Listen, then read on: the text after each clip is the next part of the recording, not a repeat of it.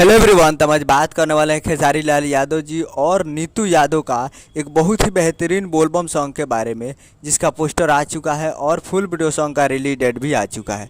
और इस गाने को लिखे हैं कृष्णा बेदर्दी जी और इसे गाए हैं खेसारी लाल यादव जी, और इसमें म्यूजिक भी दिए हैं कृष्णा बेदर्दी जी केशव स्टूडियो पटना से, जो कि आपको स्क्रीन के ऊपर दिखाई दे रहा है। जिस सॉन्ग का टाइटल रखा गया है फूल बेल पता, जिसका टाइटल है फूल बेल पता।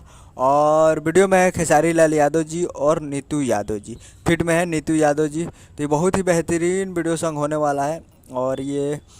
और इसका full video song release on 22 जुलाई 2023 को सुबह 6 AM पे फुल वीडियो सॉन्ग को रिलीज किया जाएगा। यानी कल सुबह में 22 तारीख 2023 को सुबह 6 बजे तैयार रहिएगा, फुल वीडियो सॉन्ग को रिलीज़ किया जाएगा।